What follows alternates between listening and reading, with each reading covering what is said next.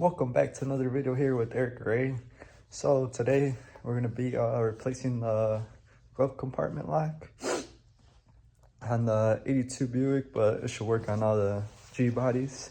They should all be the same. So I'm going to be showing you guys real quick. Alright, so I already got it off. This is the lock here. So it's kind of easier if I got it off first. This is basically on the outside. Basically this part just keeps on spinning and it's not working to lock or unlock. So what I did, I just had to pry it. This was like this. I had to push down on this part so that way I could get it to open with the pick. So with the pick, I got it from here, opened it. And then next, what you're gonna do, there's a little like slot right there. You see that little pin right there? All you're gonna do is poke it, at the same time pull this thing out, so that way it moves it farther away, farther away, farther away.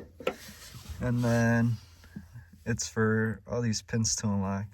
Once all these unlock, the lock comes off. So that's basically what you do for that. And then I already got my new one with the new key, so we're gonna be putting that one on.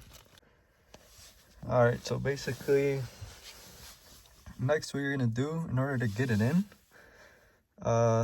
this part is gonna have to go up front, but as you guys see, those are raised up. Once the key is all the way in, you have to get this in all the way in, so the key has to be in it all the way in. And then you just push it through here, push it in, and then as you see, that one's in there. I was just showing you on my old one. And then make sure these things are up like that, because the other side is different, like that. So like that. And then the key has to be facing like that down.